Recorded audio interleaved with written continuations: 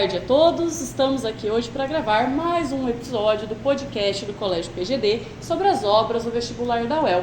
Aqui é a professora Amanda, de Literatura, e hoje estão comigo a professora Vivi, de Redação, e os nossos fiéis e estudiosos alunos do terceiro, a Ana, o Pedro Rúlio, o Gabriel, a Maria Clara, a Rebeca, o Luiz Gustavo e o Luiz Felcar, para comentar a obra Melhores Poemas de Fernando Pessoa, que é uma coletânea de 2004, feita pela Teresa Rita Lopes. Vamos à obra, então. Vou começar com um panorama geral sobre o autor, sobre essa obra em específico, e aí eu passo aí para a gente debater sobre essa leitura.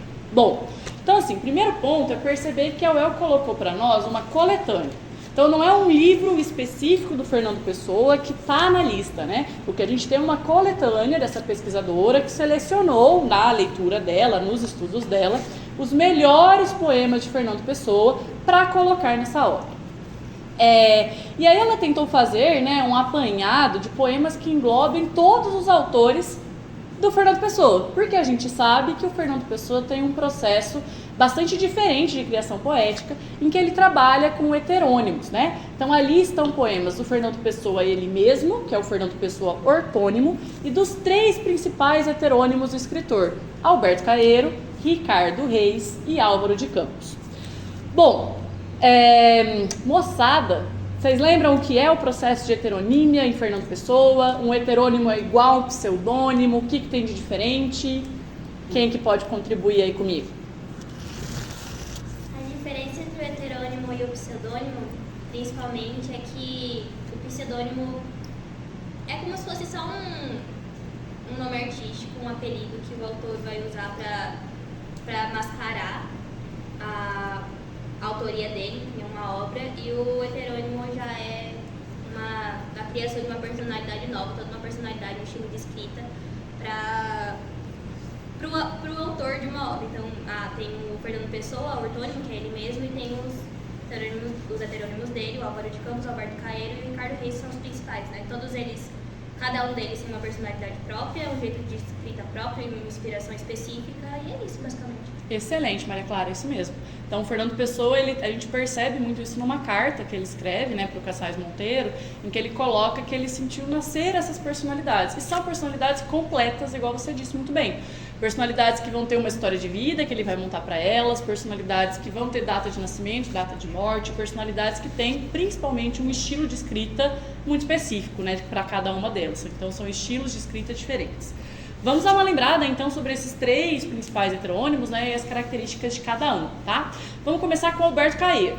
O Alberto Caeiro é apresentado pelo Fernando Pessoa como um poeta pastor, muito ligado à experiência do contato direto com a terra, do contato direto com as coisas, do empirismo, do uso dos sentidos para a apreensão da realidade. Também é o único heterônimo que vai afirmar, né, eu sei a verdade e eu sou feliz. Então ele tem essa sabedoria de perceber a existência, de perceber a verdade e de se afirmar feliz diante disso. É um heterônimo que no histórico de vida aí não teve uma formação completa, né? Então estudou apenas o colégio primário, mas apesar de não ter tido essa formação, é um heterônimo que tem poemas belíssimos, né? São poemas muitas vezes em versos livres, em versos brancos, sem tanta firula como serão os poemas do Ricardo Reis, mas que trazem ali esse olhar mais para a experiência e para o contato dos sentidos na construção da aprendizagem. Depois do Alberto Caeiro, e o Alberto Caeiro é considerado o mestre de toda a poesia do Fernando Pessoa, né? A gente tem o Ricardo Reis. O que vocês lembram do Ricardo Reis? Neoclássico. Uau! Neoclássico, o que mais? É ele que tem uma mulher idealizada ou é o... Ele tem uma musa. Alguém lembra o nome dessa musa? Que aparece em vários poemas? É a Lídia. Muito bom. Então, normalmente, viu Lídia no poema do Fernando Pessoa, é um poema do Ricardo Reis. O que mais? Ele é o clássico, ele era meio pessimista, não era? Ah, não, era o que era pessimista, o Álvaro de Campos. Trabalha com a ideia de destino. Isso! Muito É bom. meu favorito. Muito bom. É seu favorito, Ricardo Reis, Vivi? Então fala um pouquinho, por que ele é seu favorito? Bom, eu trago a literatura muito próximo da minha vivência, então eu gosto do Ricardo Reis por conta que me intriga essa ideia do destino, das possibilidades, de tentar adivinhar o que é, o que foi. Então eu gosto por esse aspecto. Muito bom. E é isso, pessoal. Então o Ricardo Reis, ele é um heterônimo que ele vai ter uma influência neoclássica muito forte. Na história de vida dele, o Ricardo Reis, ele se formou em medicina, ele veio morar no Brasil, ele era monárquico, né? Então ele defendia a monarquia em Portugal que já era uma república. Então ele vai ter um olhar mais clássico para a literatura. São poemas, na sua maioria, rimados, muitos metrificados. Ele traz essa inspiração de uma musa, né, que é uma coisa meio de tradição literária também, dessa musa inspiradora da poesia, que é a Lídia. E ele vai ter uma leitura, que era o que vocês estavam comentando, do destino grego também, que é o fado. O que é o fado, né? O que é o destino grego? Tem a dança, a música, fado também, né? Mas fado, que inclusive é a tradição portuguesa, o fado. Eu gosto desse. Do fado, você gosta? Do fado português, adoro. Mas a tradição, né, do destino grego, do fado, é um destino do qual o homem não escapa. Então, uma ideia de que o destino já está traçado e cabe ao homem viver o seu destino, né? Então, aí o Ricardo Reis tem aquele poema bem conhecido do segue o teu destino, rega as tuas plantas, o resto é a sombra de árvores alheias. Então, cada um tem o seu destino para seguir, o seu caminho para trilhar. Então, essa ideia do destino inescapável também está presente em Ricardo Reis. Também tem um pouco daquele carpe diem, né? De aproveitar a vida, aproveitar a existência. Se você não consegue muito mudar o seu destino, não adianta você ficar se preocupando com as coisas também, né? Então a gente tem esse lado dentro do Ricardo Reis também. Então falamos do Caeiro, falamos do Reis, falta um, falta quem? Álvaro de Campos. Muito bom, Álvaro de Eu Campos. decorei o que ele faz porque ele é o contrário do nome dele. Ele é Álvaro de Campos, só que ele fala da cidade. É verdade, olha só, essa é ótima, né? Essa é ótima, ele fala da cidade. E ele fala da cidade porque ele é um futurista inadaptado, né? E aí a gente tem no Viviane não está se aguentando copiar. Mas enfim, então é isso, o Álvaro de Campos, ele é um poeta que tem ali uma influência grande da vanguarda futurista. Aparece então, né, poemas mais longos, uma velocidade, um ritmo mais veloz no texto. Vai ter referências à máquina. A gente tem esse lado também da angústia que a modernidade traz, né? Então de não se sentir muito bem adaptado no ritmo de vida moderna, no ritmo de vida do futuro, e ter ali uma ansiedade gerada por isso. Talvez seja, pelo menos na minha impressão como leitora mesmo, tá? Não falo nem como professora, que o Álvaro de Campos seja o heterônimo mais perto de nós, porque parece que o mundo que ele vive ainda é de certo modo nosso, e que a sensação que ele tem ao olhar para a existência é, em muitas camadas, a nossa também. Então tem poemas do Álvaro de Campos que a gente lê, e principalmente numa sala de terceiro ano, né, os alunos se identificam um pouco. Então vem ali aquele estou cansado. Estou cansado. Do que estou cansado? Não sei. De nada me adiantaria sabê-lo, pois o cansaço fica na mesma. Então esse cansaço da modernidade, esse cansaço que a humanidade se colocou diante de tantas tarefas, diante de tantas novas invenções, diante de tantas demandas, né, de tanta vida digital. A gente estava falando da nomofobia antes da aula, né? Então acho que tudo isso entra quando a gente pensa no Álvaro de Campos. De história de vida, Álvaro de Campos é engenheiro naval, bastante voltado então para esse lado da tecnologia, da invenção, né? Que vem com as personalidades aí que se dão bem com a engenharia. Acho que é isso. E aí fica a pergunta, né? Dos 3 heterônimos, alguém tem um heterônimo preferido? Vivi já falou que é o Reis. Roberto Caeiro.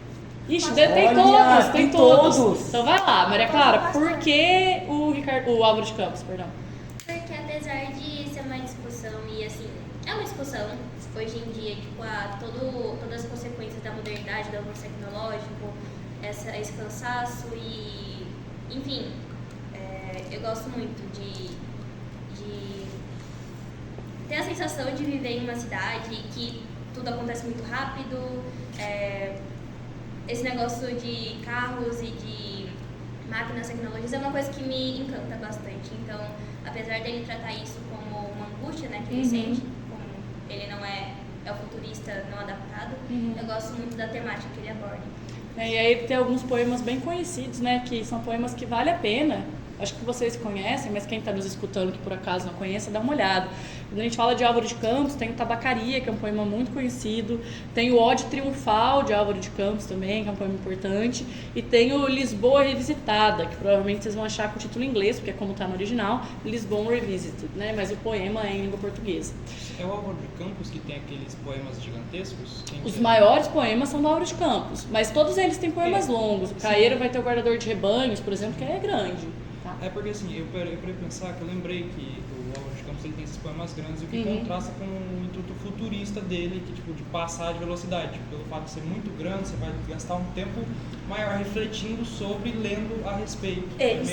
Isso é interessante, porque quando a gente olha para a literatura contemporânea, a gente tem uma guinada assim, para formas mais breves, né? Pensando numa literatura de internet, de uma literatura que vai estar no Instagram, não são poemas mais tão longos, apesar de ter, né, poema longo na literatura contemporânea também. Mas a gente tem, por exemplo, os mini-contos. Mini-contos são histórias, né, narrações muito curtas para tentar reproduzir esse ritmo da modernidade que é frenético. Então essa observação é interessante, porque são de fato poemas longos. Só que são poemas que têm um ritmo muito marcado também. Então não são poemas que vão ter aquele esquema de rima que dá uma sonoridade tranquila para o texto. Mas são poemas que você lê, parece que ele vem de uma vez. Ele é longo, mas ele vem de uma vez. Então acho que tem esses dois aspectos aí também, que é bem interessante. Você tinha falado que você gosta do Caeiro, por que Caeiro? Porque tanto esse quesito dele de não ter ido para a escola, ter aprendido as coisas com a vida, traz um viés filosófico para ele, de um outro olhar da vida em si, muito legal. Tanto que um dos meus poemas preferidos dele é o Inconjuntos. Pode ler pra gente se tiver aquele aí. Assim, não basta abrir a janela para ver os campos e o rio. Não é bastante não ser cego para ver as flores, as árvores e as flores. É preciso também ter a filosofia nenhuma. Com filosofia não há árvores, há ideia apenas. Há só cada um de nós, com uma capa. Há só uma janela fechada, e todo mundo lá fora. E um sonho do que se poderia ver se a janela se abrisse. Que nunca é o que se vê quando se abre a janela. Que ele traz muito essa questão do ponto de vista de cada um, de que como cada pessoa observa o mundo e todo esse quesito filosófico dele, assim.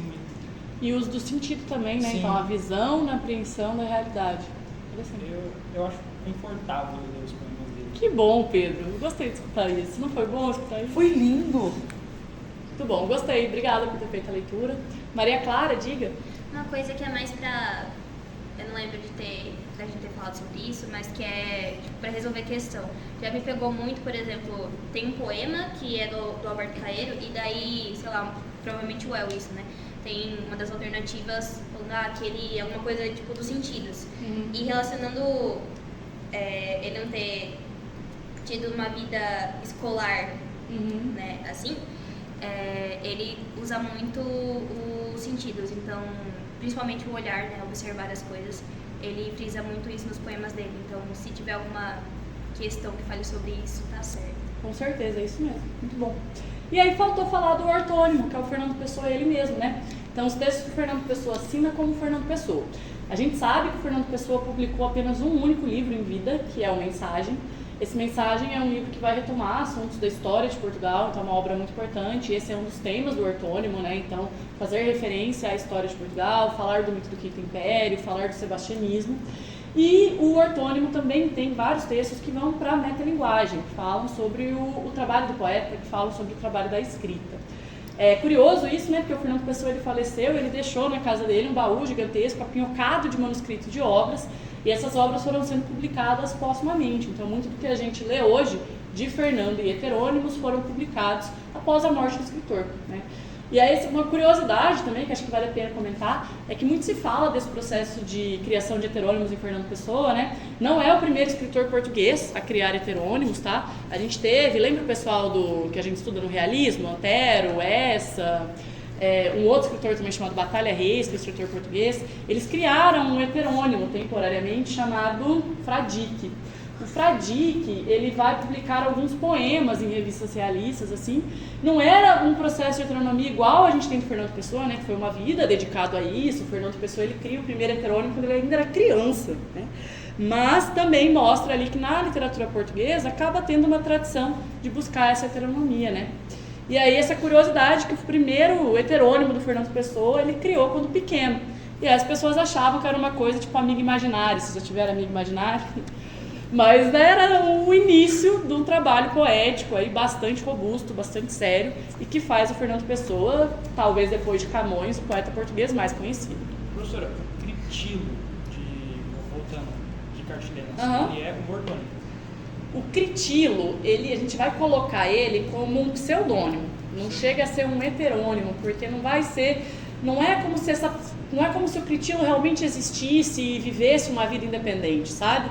O Critilo ele é colocado como autor das Cartas Chilenas, né, que é outro livro da lista da UEL, para tentar ali esconder uma autoria para que o Gonzaga, né, que era o autor real do texto, não sofresse as consequências das críticas que ele faz ali. Então o Critilo ele é um pseudônimo e mais especificamente ele é um criptônimo, porque está se escondendo uma identidade para proteger o autor. Não chega ali no status de heterônimo, de ser uma outra personalidade poética, com data de nascimento, com vida própria, com estilo próprio. Tanto é que depois foi possível confirmar a autoria, né, por trabalhos posteriores, se comparou os trabalhos do Gonzaga com a escrita do Cartas Chilenas e se confirmou a autoria do Gonzaga, então o estilo era próximo. Beleza? Acho que é isso. Alguém queria fazer mais algum comentário sobre o Fernando Pessoa? Como que a UEL poderia cobrar, Amanda, uma questão... Fernando Pessoa? Isso. Felcar, licença, quer falar, Felcar? Não, pode. Seja bem-vindo, Luiz. Seja bem-vindo. Eu me pergunto justamente isso, como que a UEL poderia cobrar, se tem alguma chance, por exemplo, de cobrar uma coisa, por exemplo, talvez em redação, também ligado a ele, coisa associada com as duas matérias, ou seria questões mais objetivas, ou não tem como saber? Eu ia gostar muito que a UEL fizesse uma proposta de redação que trouxesse um dos textos motivadores, né? Uma das obras. Eu acho que ia ser uma coisa bem legal. Também Mas acho. eu não sei, daí acho que a Vivi vai poder falar mais, eu não sei se isso já aconteceu. Já aconteceu, Vivi, que você se Nos lembra? últimos 10 anos, não lembro. Caíram, assim, músicas que dialogavam com alguma temática dos livros, mas um trecho especificamente, de 10 anos pra cá, não. Anteriormente, não tem esse conhecimento. Sim. Mas seria lindo, hein? Mas ia ser bom, porque ia privilegiar o aluno que leu, né? Sim. E talvez o aluno poderia trazer o repertório, conectar com outros aspectos da obra, ia ser interessante. Mas assim, pensando nas questões de literatura mesmo, quando cai poema, é comum, não posso te garantir, assim, com certeza, tá? Mas é comum que a UEL coloque o poema. Então, a gente pega um livro de poesia, o livro de poesia vai ter ali, né, um monte de poema e seria um pouco surreal exigir que o aluno decorasse, lembrasse tudo aquilo. Então, assim, normalmente a questão vem acompanhada do poema para que seja feita uma interpretação e uma análise a partir do texto colocado ali. É de se esperar que caiam questões de gramática e literatura juntas, inclusive com o trabalho diante do poema, tá? Principalmente porque, a depender do poema, ele possibilita novas análises gramaticais, né? Então a gente pode ter figuras de linguagem que mexem com a sintaxe, pode cobrar algum aspecto gramatical a partir daí. E como a UEL mexeu a literatura para a prova de conhecimentos gerais, por que não fazer uma questão mista, né? Por que não fazer uma questão que cobre, não sei, uma questão do Álvaro de Campos, que cobre futurismo, que é um tema mais de arte, né? Ou fazer uma questão sobre Ricardo Reis e perguntar sobre República e Monarquia em Portugal. Às vezes pode ser um caminho, tá? Então pode ser que caiam os conteúdos interligados, certo? Mas quando a gente fala de poema, essa é uma preocupação do aluno, né? Será que eu preciso ler todos, aprender todos, saber o tema de todos? Não, em regra não. Pelo menos olhando para a UEL, não. Porque esses poemas costumam estar na prova. O que você precisa ter clareza é entender o contexto literário, é entender quem é o escritor, é entender aqui, né, no caso, ortônimos, heterônimos, para você trabalhar com o texto. E, aliás, isso é uma coisa que eu devia ter falado e não falei, vamos falar isso agora. Qual que é o período literário do Fernando Pessoa, moçada? Vocês sabem? Fala grande. Modernismo português. Modernismo português, muito bom. Século XX, literatura de Portugal no século XX. Modernismo português começa em 1915, com a primeira geração modernista, que é a geração Orfeu, revista Orfeu. Participam dessa revista Fernando Pessoa, Mário de Sá Carneiro e Almada Negreiros, que é pintor. Então, Fernando Pessoa é o grande nome aí da primeira geração modernista em Portugal. Tem mais duas, né? A Presença de 27 e a Neorrealista lá de 40. Mas a que mais nos interessa nesse momento é a geração Orfeu, que é onde está o bonitinho, que é onde está o Fernando Pessoa. E a geração Orfeu marcada, né, pelo talento individual dos seus membros, mas também por uma influência de vanguarda. Então não é à toa que a gente tem a fragmentação do eu, do próprio Fernando Pessoa, que se fragmenta em vários escritores, e influências como Álvaro de Campos e o futurismo. Você vê aquelas possibilidades, ou com qual obra poderia dialogar da UEL, pegar Fernando Pessoa e falar, vamos conversar com essa outra obra aqui, que nem ela já fez anteriormente? Eu lembro de uma questão da Lucy Colin com o Barroco.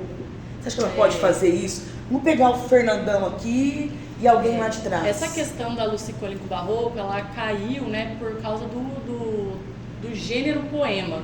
Então, talvez pegar uma questão que mistura Fernando Pessoa e Cartas Chilenas, que é a outra obra que está em versos. Ia ser uma questão assim maravilhosa, né? Pegar Ia. cartas chilenas e Fernando Pessoa, que questão suculenta. Mas talvez para pensar um pouco sobre o gênero poema, sobre a forma poema, sobre verso, sobre estrutura de texto, né? Então, isso é uma possibilidade. Figura de linguagem, talvez? Figuras de linguagem. Então, às vezes, pegar uma figura de linguagem, uma metáfora. A poesia tem muita metáfora, mas a prosa também. E aí coloca um trecho em prosa, coloca um poema e pede para o aluno perceber qual é a figura que se repete nos dois. Então, figura de linguagem realmente é uma possibilidade. Isso tende a acontecer, tá? Essa união de mais de uma obra numa mesma questão. Naqueles 1, 2, 3, 4, né? Que a UEL gosta muito. E por que isso? Porque não tem tanta questão assim. São 60 questões numa prova de conhecimentos gerais para todas as matérias. Então, é de se esperar que os livros caiam juntos na mesma questão, ou que caia a literatura com gramática numa mesma questão. Ou, por que não, o que eu acho que ia ser muito da hora, que caia literatura com sociologia, com história, com filosofia. Nossa, ia ser brilhante, hein? Vocês falaram, por exemplo, sobre o Álvaro de Campos, essa sensação de rejeitar as verdades, né? De rejeitar as explicações totalizantes da vida. Por que não colocar um Álvaro de Campos com o Nietzsche, que você estuda em filosofia? É uma possibilidade. Também ia ser uma questão bem feita, né? Mas é uma possibilidade. Isso é bem complicado de fazer. Ou ali a gente falou muito do Titãs em relação às instituições sociais. Titãs e sociologia, ou história, né? Por causa do contexto, é uma pedida quente também. Talvez entrasse também com os autores do período helenístico de filosofia, que tem mais esse Com negócio certeza. do destino Com certeza. intrínseco nas obras. A filosofia Alberto Caeiros, a ideia do empirismo em Alberto Caeiro, possibilidade também. Então, assim, acho que podem ser cobradas de muitas maneiras, tá? A única coisa que eu consigo, acho, tranquilizá-los é que não precisa decorar os poemas, normalmente o poema tá lá, ou tem alguma referência ao texto, para vocês poderem pegarem o contexto ali melhor, tá bem? Mais algum comentário? Mais alguma pergunta? Pô, gente, então chegamos ao fim do nosso último episódio. Estamos aí pertinho da UEL. Gostaria de usar esses minutinhos finais, então, para agradecer muito, muito, muito, muito a presença de vocês. Alguns de vocês, acho que todos que estão aqui hoje estavam todos os dias, então participaram com a gente de todos os episódios. Vocês sabem, quem está aqui, né, que não foram 8, a gente bem gravou vários, porque a gente teve alguns transtornos com áudio, né? Então a gente precisou gravar mais de uma vez alguns, mas isso é muito positivo, porque daí a gente passou pelas obras também mais de uma vez. Então, muito obrigada de coração por terem topado o projeto, por terem vindo até aqui, por terem participado, sempre com comentários muito relevantes, né? Terem enriquecido o nosso debate. Vou fazer o agradecimento final então a todos. Muito obrigada, Viviane, por toda a ajuda, participação e contribuições aqui com a gente. Salva de palmas para a Viviane. Eu que agradeço. Agradeço também. Estou muito feliz. Foi feliz, Vivi? Gostei de ver crianças empenhadas com leitura. É bom, né? Isso Muito. é muito bom. Agradeço também ao professor Deva e ao professor Lucas, que participaram com a gente numa outra oportunidade. Agradeço a coordenação do Colégio PGD, a equipe de marketing, a equipe de tecnologia, e a aluna Ana Júlia, que fez a arte com a gente, né, participou da idealização do projeto. E acho que é isso. Então, muito obrigada. Eu também queria fazer um agradecimento especial para a professora Amanda, né? Que foi Oh, a host do meu podcast. Deus.